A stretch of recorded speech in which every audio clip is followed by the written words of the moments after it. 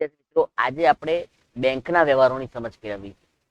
બેંકની સાથે જ્યારે વ્યવહાર કરવામાં આવે છે, જ્યારે નાણાકીય ચૂકવણી બેંકથી કરવામાં આવે તો બેંક ખાતું વ્યક્તિ ખાતું હોવાથી આપણા વતી પૈસા ચૂકવે.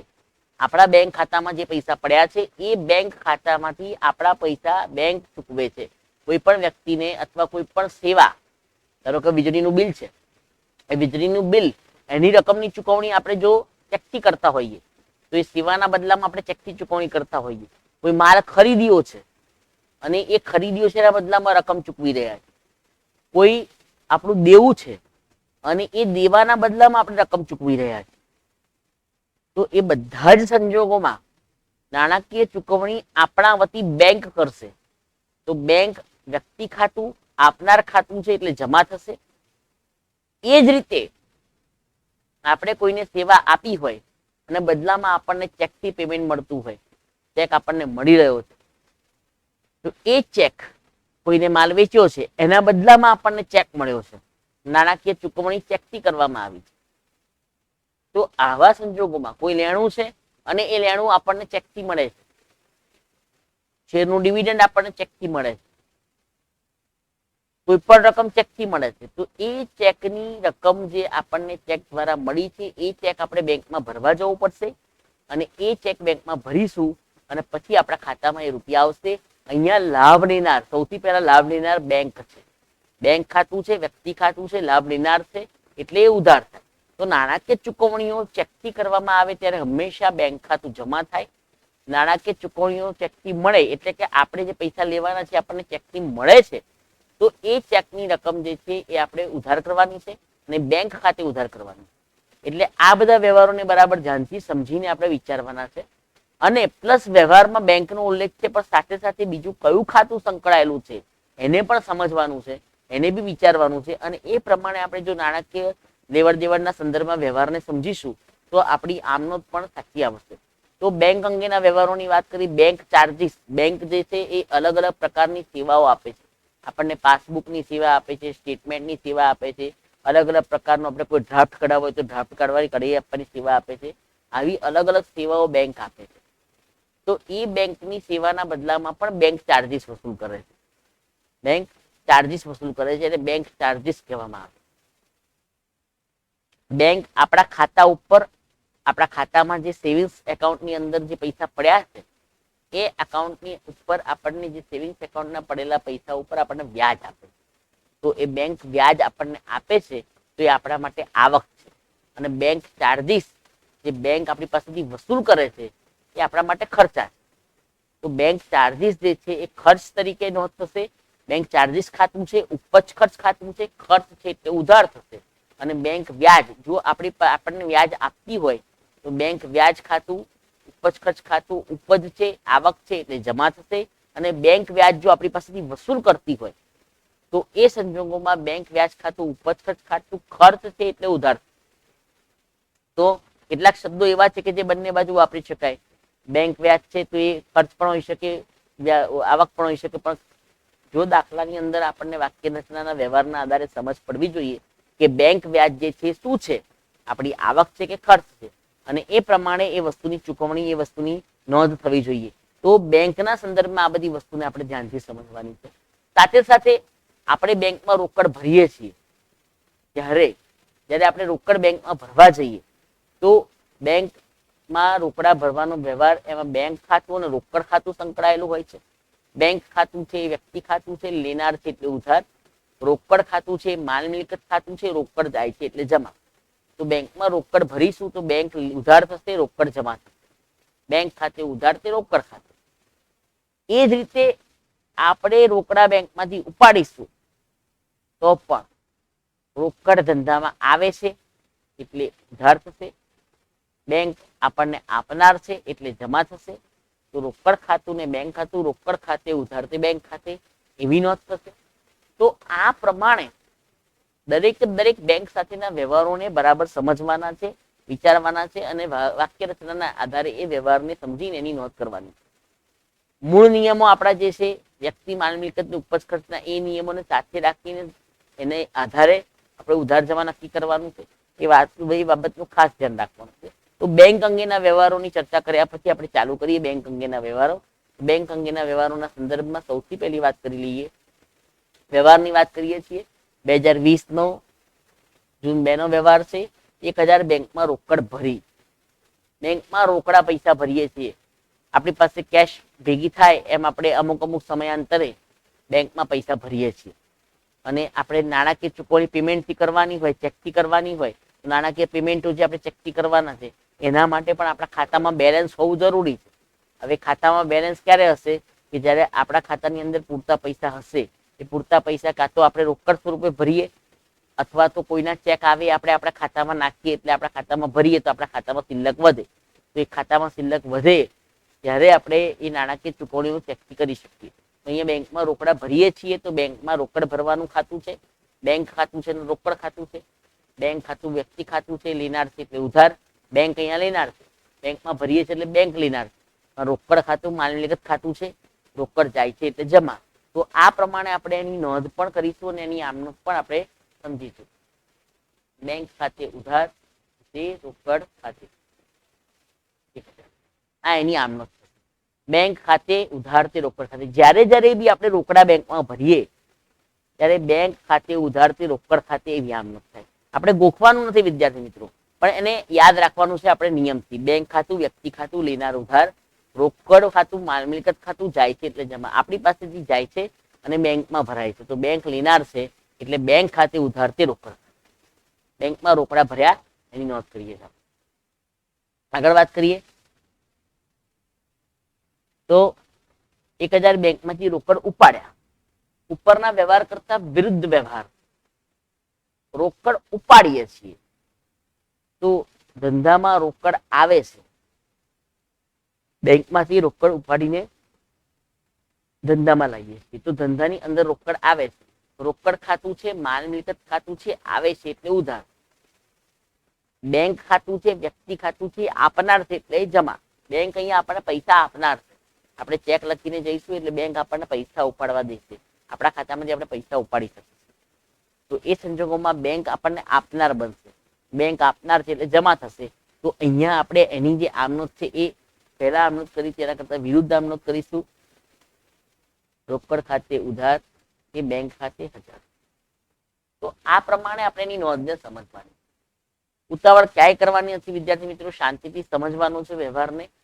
આપણે સમજવાના ભાગરૂપે વ્યવહારના ભાગ પાડી રહ્યા છે. બાકી કોઈ પણ સામાન્ય સંજોગોમાં આપણો ઉધાર જમાના નિયમોને એપ્લાય કરીને આપણે અલગ અલગ અભિગમો બી ભણ્યા છે. ટ્રેડિશનલ અભિગમ બી ભણ્યા છે, પરંપરાગત અભિગમો ભણ્યા છે, અમેરિકન એપ્રોચ બી ભણેલા છે, લેવડ દેવડનો અભિગમ ભણ્યા છે અને હિસાબી સમીકરણ. તો ગમે તે માધ્યમથી તમે એ વસ્તુને વિચારી શકો છો, એને સમજી શકો છો અને એને આધારે એનું ઉધાર જવા નક્કી કરીને એની આમનોંધ લખી શકો છો. તો આ પ્રમાણે આપણે રોકડ અને બેંકની નોંધ કરી. આગળ વાત કરીએ તો દુકાન ખર્ચ માટે ₹1000 બેંકમાંથી રોકડા ઉપાડ. દુકાન ખર્ચ માટે આપણે બેંકમાંથી રોકડ ઉપાડીએ તો સામાન્ય સંજોગોમાં કોઈ પણ હેતુ માટે, કોઈ પણ હેતુથી માટે એવા શબ્દોનો ઉપયોગ થાય તો એનો મતલબ એ સમજવાનો છે કે અત્યારે આપણે એવું માની લઈએ કે દુકાન ખર્ચ ચૂકવવા માટે પૈસા બેંકમાંથી ઉપાડી લીધા છે, પણ એવું જરૂરી નથી કે એ રકમ દુકાન ખર્ચ માટે જ વપરાય. આકસ્મિક સંજોગોમાં એ રકમ કદાચ અન્ય કોઈ હેતુ માટે પણ વપરાઈ જાય. તો અહીંયા આપણે દુકાન ખર્ચ ખાતે ઉધાર એવું ન લખી શકીએ, કારણ કે દુકાન ખર્ચ માટે અથવા કોઈ પણ બીજા ખર્ચ માટે આપણે રોકડા બેંકમાંથી ઉપાડીએ છીએ તો એનો મતલબ એ થાય છે કે રોકડ ધંધામાં આવી છે. કોઈ પણ હેતુ માટે રોકડ ઉપાડવાથી એ હેતુ સરકતો નથી. આપણે કોઈ ખર્ચો ચૂકવ્યો નથી હજી, ફક્ત એ માટે રકમ ઉપાડીને લાવ્યા છે. એવું બને કે કદાચ એ રકમ જે લાવ્યા છે એ રકમ બીજા કોઈ હેતુ માટે વપરાઈ જાય. આકસ્મિક સંજોગોમાં એ કોઈ રકમ બીજા કોઈ હેતુ માટે વપરાઈ જાય તો એ સંજોગોમાં દુકાન ખર્ચ માટે જે રોકડ ઉપાડીએ છીએ એ રકમની નોંધ આપણે રોકડ ખાતે ઉધાર એ બેંક ખાતે એ રીતે કરવાની છે. રોકડ ઉપાડીએ છીએ તો આપણે એ રકમને રોકડા ઉપાડ્યા તરીકે નોંધાવાના છે. બેંકમાં ભરીએ, બેંક આપનાર છે એટલે જમા થશે. તો આ વસ્તુ ખાસ ધ્યાન રાખજો. માટે ના દુકાન ખર્ચના હેતુથી, ઓફિસ ખર્ચના હેતુથી વીજળી બિલના હેતુથી, વીજળી બિલ માટે આવા કોઈ પણ શબ્દો આવે તો એ સંજોગોમાં હજી આપણે એ ખર્ચ ચૂકવ્યો નથી, આપણે હજી એ ખર્ચની ચૂકવણી કરી નથી, આપણે ફક્ત એ હેતુથી પૈસા ઉપાડીને ધંધામાં લાવ્યા છીએ, તો એ સંજોગોમાં આપણે રોકડ આવે છે બતાવવું પડે અને બેંક ખાતું આપનાર છે બતાવવું પડે. બાકી દુકાન ખર્ચ ખાતે ઉધાર જો લખો તો અહીંયા આમનો ખોટી પડશે. દુકાન ખર્ચ ખાતે ઉધાર નહીં લખાય, રોકડ ખાતે ઉધાર તે બેંક ખાતે એમ જ લખાશે. તો આ વસ્તુને બરાબર ધ્યાનથી સમજી લેજો. દુકાન ખર્ચ માટે બેંકમાંથી ઉપાડ્યા. આગળ વાત કરીએ તો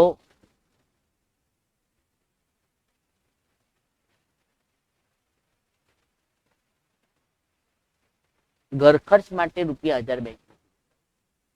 હવે હમણાં જે આપણે વાત કરી એ ધંધાના ખર્ચાઓ માટે જ લાગુ પડે. એમાં દુકાન ખર્ચ છે, ઓફિસ ખર્ચ છે, ધંધાના વીજળી બિલ માટે ઉપાડ્યા, આવા કોઈ પણ શબ્દો હોય તો એ સંજોગોમાં આપણે એ વસ્તુ લાગુ પાડી શકીએ કે એ રકમ એ હેતુ માટે વપરાઈ નથી, એ રકમનો હેતુ હજી સર થયો નથી, એ જે હેતુ માટે રૂપિયા ઉપાડ્યા છે એ રકમ કદાચ બીજા કોઈ હેતુ માટે પણ વપરાઈ જાય એવું બની શકે. તો એ સંજોગોમાં આમનો શું થશે? ઘર ખર્ચ માટે ઉપાડીએ છીએ તો એનો મતલબ જ્યારે બેંકમાંથી આપણે ઉપાડીએ છીએ ઘર ખર્ચ માટે, એટલે કે આપણો અંગત ખર્ચ માટે, તો એ રકમ ઉપાડીને આપણે ઘરે જ લઈ જઈએ છીએ, એ રકમ ઉપાડીને આપણે ઘરના હેતુ માટે વાપરી દઈએ છીએ. તો એ સંજોગોમાં એ રકમ જે છે એ અંગત ખર્ચ થઈ જશે, એટલે કે ઉપાડ થશે. ઉપાડ તરીકે આપણે એની નોંધ કરવી પડશે. ઉપાડ ખાતે ઉધાર તે, રોકડ ખાતે એમ એની નોંધ કરવી પડશે. તો આ પ્રમાણે તે બેંક ખાતે બેંક આપનાર છે એ જમા થશે. રોકડ આવે છે પણ રોકડ કયા હેતુથી આવે છે?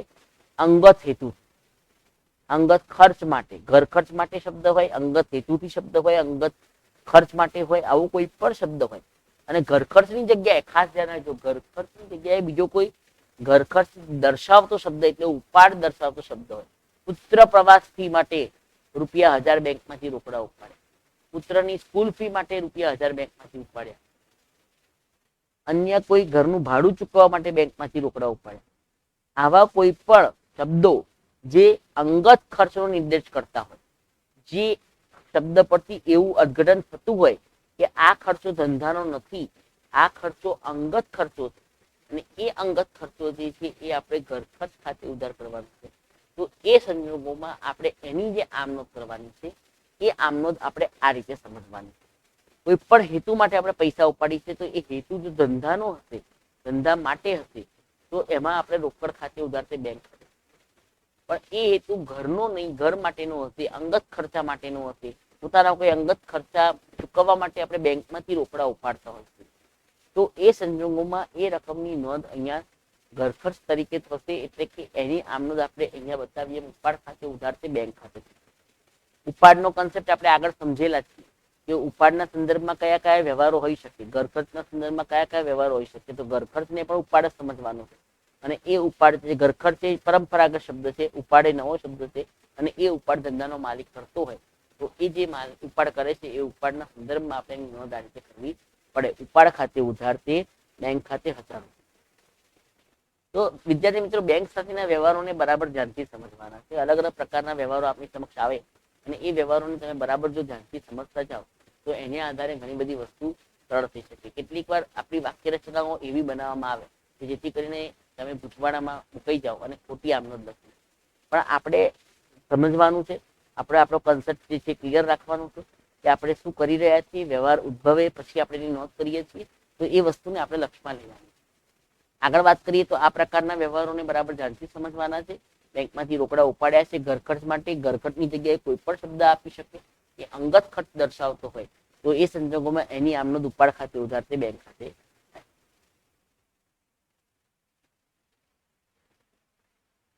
આગળ વાત કરીએ બેંક ચાર્જીસના. મેં હમણાં જ કીધું એમ બેંક અલગ અલગ ચાર્જીસ આપણી પાસેથી વસૂલ કરે છે. Passbook charges, state bank charges, chequebook charges, આવા અલગ અલગ ચાર્જીસ વસૂલ કરે છે. એ ચાર્જીસ જે છે એ ચાર્જીસની ચૂકવણી કરવા માટે આપણે બેંકનો ઉપયોગ, બેંક ચાર્જીસ તો બેંક દ્વારા ચૂકવા છે, કારણ કે બેંક ચાર્જીસ એ બેંક દ્વારા જ વસૂલ કરવામાં આવશે અને બેંક આપણા ખાતામાંથી વસૂલ કરી દેશે. આપણા દરેકે દરેક વ્યક્તિના ખાતા બેંક પાસે પડ્યા છે, બેંક પાસે એની શિલ્લક પડી છે, તો બેંક એક જ ઇફેક્ટથી, એક જ કોમન ઇફેક્ટથી દરેકે દરેકના ખાતામાંથી જે રકમ ચૂકવવાની છે, જે લેવાની છે, એ રકમો સીધી એન્ટ્રી આપીને લઈ લેશે. એટલે બેંક અહીંયા ચાર્જિસ જે છે અહીંયા ખર્ચો છે, બેંક ચાર્જિસ ખર્ચ છે એટલે એ ઉધાર છે. બેંક ચાર્જિસ ખાતું એ ઉપજ ખર્ચ ખાતું છે, અને ઉપજ ખર્ચ ખાતું છે તો ઉધાર. બેંક ખાતું છે એ વ્યક્તિ ખાતું છે અને આપનાર છે એટલે જમા થશે. બેંક ખાતું છે એ વ્યક્તિ ખાતું છે, આપનાર છે એટલે જમા થશે. એટલે આપણે એની નોંધ કરીશું, બેંક ચાર્જિસ ખાતે ઉધાર તે બેંક ખાતે, બેંક ચાર્જિસ ખાતે ઉધાર તે બેંક ખાતે. તો અલગ અલગ પ્રકારના ચાર્જિસ માટે આપણે આ પ્રકારની આમનોંધ કરવાની હોય. એ સંજોગોમાં બેંક આપનાર હોય એટલે બેંક ખાતું જમા. તે ઉપરાંત વાત કરીએ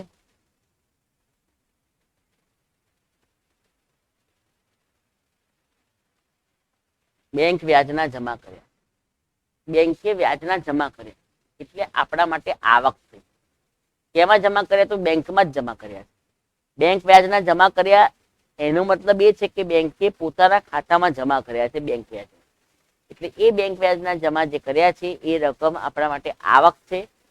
બેંક આપણે લાભ લેનાર છે એટલે ઉધાર થશે, અને આપણી જે બેંક વ્યાજ આવક છે એ જમા થશે. બેંક વ્યાજ ખાતું, ઉપજ ખર્ચ ખાતું આવક છે એટલે જમા. જ્યારે આપણને મળે છે ત્યારે એ આવક છે, જ્યારે આપણે ચૂકવીએ છીએ ત્યારે ખર્ચ છે. તો એ બરાબર ધ્યાનથી સમજવાનું છે કે આપણે એને ખર્ચ તરીકે ક્યારે મૂલવવાનું છે અને આવક તરીકે ક્યારે મૂલવવાનું છે, એને બરાબર ધ્યાનથી સમજી લેવાનું છે. તો અહીંયા આપણે વાત કરીએ બેંક ખાતે ઉધાર તે બેંક વ્યાજ ખાતે. તો આ રીતે દરેક દરેક વ્યવહારની આપણે નોંધ કરવાની. નાણાકીય ચૂકવણીનું ચેકથી કરવાની હોય ત્યારે એ રકમ બેંક ખાતે જમા થાય. નાણાકીય ચૂકવણીનું ચેકથી મળે ત્યારે એ બેંક ખાતે ઉધાર થાય. તો આ રીતે વાત કરીએ આપણે આગળ.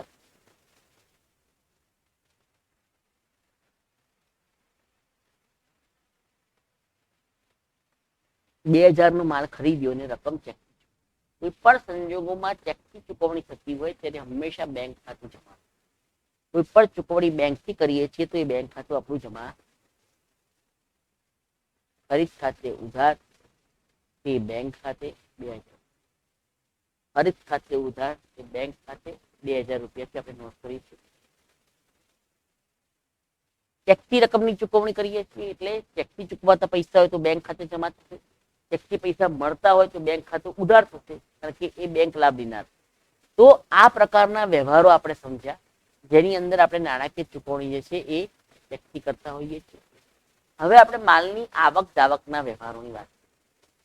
વિદ્યાર્થી મિત્રો, કેટલીક વાર કન્ફ્યુઝન ઊભી થતી હોય છે કે માલના નુકસાનના વ્યવહારો અને માલની જાવકના વ્યવહારો આ બધું જ કેટલીક વાર ભેગું થતું હોય છે. પણ માલના નુકસાનના વ્યવહારો જે છે એ અલગ છે. આગથી, વરસાદથી, અકસ્માતથી, એ પ્રકારના માલના નુકસાનના વ્યવહારો જે છે એની નોંધ માલની જાવક થાય છે તો એ ખરીદ ખાતે જ થશે, પણ એની જે નોંધ છે એ નુકસાન તરીકે નોંધ કરવી પડે. જ્યારે માલની જાવક અન્ય રીતે માલની જાવકો થતી હોય, માલનું નુકસાન થાય છે એ સિવાય પણ અન્ય રીતે માલની જાવકો થાય કે જેથી કરીને એ માલની જાવકોની પણ આમાં નોંધ કરવી પડે. તો જાહેરાતથી આપણે જાહેરાત માટે માલ બધાને મફતમાં આપીએ છીએ, વેચીએ છીએ. ધર્માદા માટે આપણે ઘેર અથવા આપણી દુકાનમાં કોઈ પક્ષકારો આવ્યા ધર્મના હેતુથી, સારા હેતુથી, ધાર્મિક કામ માટે આપણી પાસેથી પૈસાની માંગણી કરી, વસ્તુની માંગણી કરી, તો એ સંજોગોમાં આપણે વસ્તુ કે પૈસા આપી દઈએ છીએ. આપણે ફર્નિચરના વેપારી છે અને દુકાનમાં ફર્નિચર રાખી રહ્યા છે અને મંદિરમાંથી કોઈ ટ્રસ્ટીઓ આવ્યા અને આપણને કહે કે અમારે તમારે ત્યાંથી 2 ખુરશી ધર્માદા પેટે લેવી છે અને મંદિરમાં બેસવા માટે ખુરશીની જરૂર છે અને ખુરશી આપો. તો એ સંજોગોમાં આપણે કોઈ પણ નાણાકીય અપેક્ષા વગર, પૈસાની લેવડ દેવડ વિના આપણે એમને 2 ખુરશી આપીએ તો એમાં આપણે ધર્માદામાં આપણે માલ આપવો કહેવાય. નવી 2 ખુરશીઓ મંદિર માટે આપણે ભેટ આપી દીધી. તો એ ભેટ આપી દીધી છે એ મંદિર માટે ભેટ આપેલી જે રકમ છે, ભેટ આપેલી જે વસ્તુ છે ધર્માદા તરીકે નોંધાશે. ધર્મના કામમાં આપી છે, આધ્યાત્મિક કામમાં આપી છે. તો મંદિરના જીર્ણોદ્ધાર માટે પૈસા આપીએ તો એ ધાર્મિક કામ માટે આપ્યું છે. તો ધર્માદાના હેતુઓ ઘણા બધા. અકસ્માત કે પૂર કે ધરતીકંપના સંજોગોની અંદર વડાપ્રધાન દ્વારા જાહેર કરવામાં આવે કે અમને રાહત ફંડમાં મદદ કરો અને આપણે વડાપ્રધાન રાહત ફંડમાં પૈસા આપીએ અથવા કોઈ વૃદ્ધાશ્રમમાં પૈસા આપીએ આવી કોઈ પણ નાણાકીય પ્રવૃત્તિ અથવા તો માલની, આપણો માલ જે ધંધાનો કામ કરીએ છીએ, જે ધંધો કરી રહ્યા છે એ માલની જરૂર છે ને એ માલ આપણે આપીએ છીએ, તો એ માલ પણ આપણી જાવક તરીકે નોંધાશે. જો રોકડ રકમ આપીએ તો રોકડ પણ જાવક તરીકે નોંધાશે. તો આ પ્રકારના ધર્માદાન સ્વરૂપે, જાહેરાત સ્વરૂપે અને એવા સ્વરૂપે આપણે માલની જાવક થતી હોય છે, તો એ માલની જાવકની નોંધ આપણે ચોપડામાં કરવી પડે. માલની આવક અને જાવક અંગેના વિચારો. તો આગળ વાત કરીએ. સૌથી પહેલા 3000 નો માલ વડાપ્રધાન રાહત ફંડમાં. પૂર કે ધરતીકંપની સ્થિતિમાં, આકસ્મિક આપદાના સંજોગોમાં કોઈ પણ રાજ્યને મદદની જરૂર પડે અને એ સંજોગોમાં વડાપ્રધાન દ્વારા એવી જાહેરાત કરવામાં આવે કે વડાપ્રધાન રાહત ફંડ નામનું એક બેંક એકાઉન્ટ છે અને એ રકમની બેંકની અંદર, એ ખાતાની અંદર તમે પૈસા જમા કરાવો તો એ જે તે રાજ્યમાં જે કુદરતી આપત્તિ આવી છે એ સંજોગોમાં એ લોકોને મદદ કરી શકાય. તો એના માટે નાણાકીય ચૂકવણી જે કરે, એના માટે જે આપણે રકમની ચૂકવણી કરતા હોઈએ છીએ, માલની ચૂકવણી કરતા હોઈએ છીએ, માલ આપણે આપીએ છીએ, તો એ માલ આપણા માટે જાવક તરીકે નોંધવાનો છે. માલની અન્ય રીતે જે જાવક, ખરીદીનું વેચાણ સિવાયની જે જાવકો છે એ બધી અન્ય રીતે જાવક છે. તો એ જે જાવકો છે એ જાવક ખરીદ ખાતે નોંધાશે. માલ જાય છે તો એ જમા કરીશું, પણ ખરીદ ખાતે જમા કરીશું. તો અહીંયા આપણે એની નોંધને સમજવાની છે કે આપણે જે માલ આપણે વડાપ્રધાન રાહત ફંડમાં આપીએ છીએ, ધર્માદા ખર્ચ ખાતે ઉધારશું, તે ખરીદ ખાતે નોંધ કરવાની છે. તે ખરીદ ખાતે આપણે 3000 રૂપિયાની નોંધ. તો વડાપ્રધાન રાહત ફંડમાં અથવા આમાં કોઈ અન્ય હેતુ માટે, શબ્દો તો ઘણા બધા આવી શકે, સિવાય કોઈ પણ હેતુ માટે આપણે જયારે આપણો માલ આપીએ છીએ ત્યારે આપણે ધર્માદા ખાતે ઉધાર, તે ખરીદ ખાતે એવી નોંધ કરી છે. તો અહીંયા માલની જાવક અંગેની વાત છે એટલે ખરીદ ખાતું જે છે, ખરીદ ને વેચાણના વ્યવહારો સિવાય માલની જાવક થાય તે ખરીદ ખાતે નોંધવામાં આવે. તો વડાપ્રધાન રાહત ફંડમાં આપણે માલ. આગળ વાત કરીએ.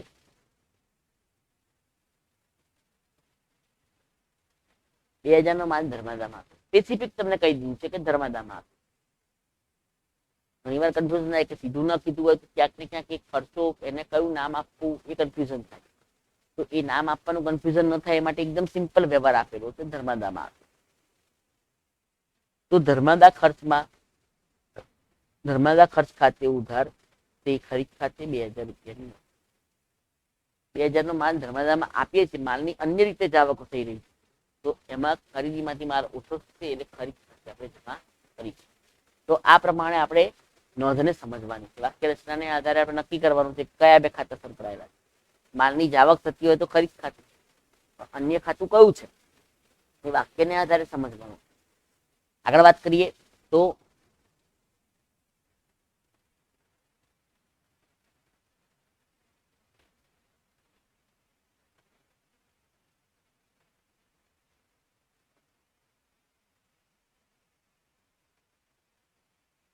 આગળના વ્યવહાર તરફ જઈએ.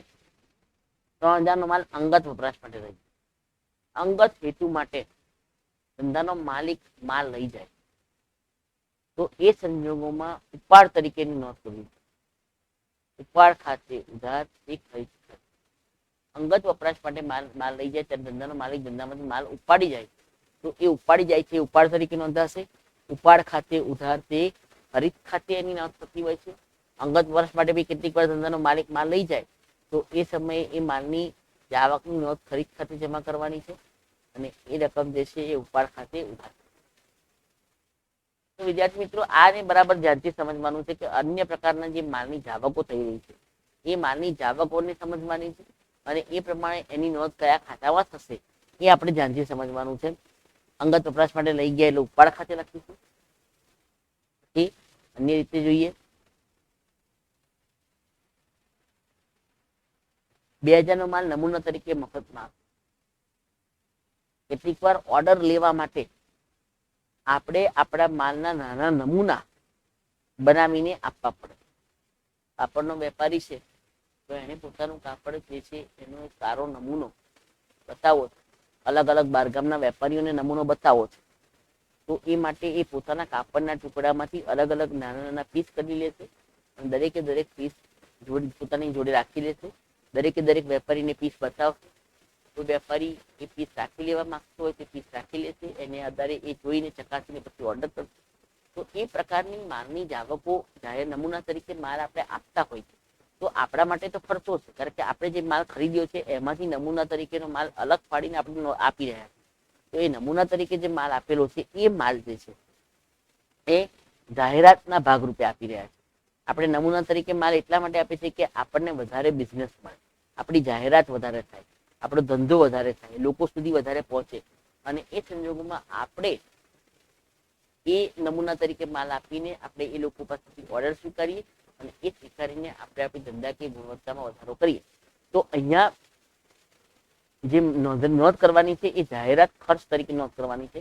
આપણે જાહેરાત માટે મફત નમૂના તરીકે આપીએ છીએ, જેથી કરીને ખરીદનારા લોકો ખરીદે અને જાહેરાત ખર્ચ તરીકે આપણે એની નોંધ કરવાની છે. તો જાહેરાત ખર્ચ ખાતે ઉધાર તે ખરીદ ખાતે 2000 નમૂના તરીકે મફતમાં આપ્યો છે. મફતમાં આપણે જયારે માલ આપીએ છીએ ત્યારે જાહેરાત માટે આપીએ છીએ તો જાહેરાત ખર્ચ ખાતે ઉધાર તે ખરીદ ખાતે 2000 છે. આગળ વાત કરીએ તો 2000 નો માલ જાહેરાતમાં આપ્યો, એવું સ્પેસિફિક કહી દીધું છે જાહેરાતમાં આપ્યો, એ ધંધાકીય હેતુ માટે આપ્યો. તો એ સંજોગોમાં જાહેરાત ખર્ચ ખાતે ઉધાર તે ખરીદ ખાતે એવી નોંધ એ ખરીદ જાહેરાતમાં માલ આપવાથી એની નોંધ જે છે એ જાહેરાત ખર્ચ ખાતે નોંધ, જાહેરાત ખર્ચ ખાતે ઉધાર તે ખરીદ. પછી વાત કરીએ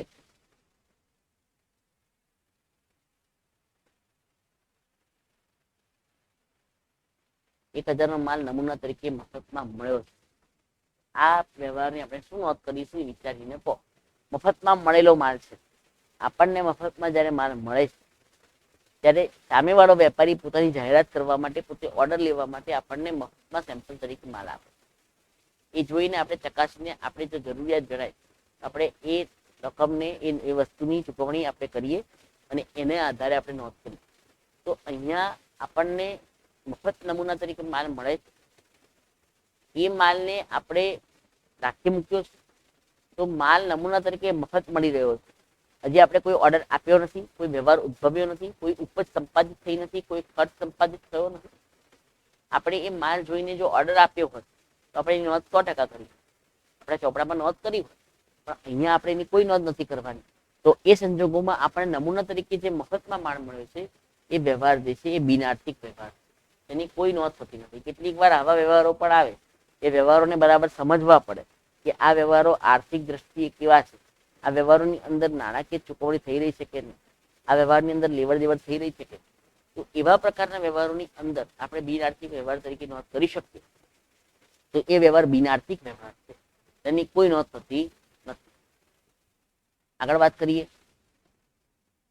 તો 1000 નો માલ નમૂનામાં મફત મળ્યો, જે 500 રૂપિયામાં વેચી દીધો.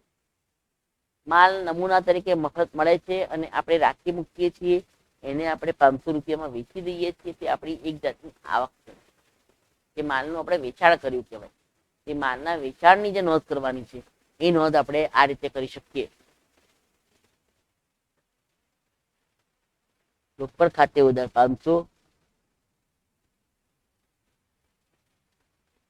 એ વેચાણ ખાતે 500 રૂપિયાની માલની આપણે જાવક તરીકે નોંધ કરીએ છીએ. 500 રૂપિયાનો માલ આપણે વેચી રહ્યા છીએ. ખાસ વિદ્યાર્થી મિત્રો ધ્યાન રાખે, મફતમાં મળેલો માલ આપણે વેચીએ છીએ ત્યારે આપણે એને વેચાણ તરીકે બતાવવાનું.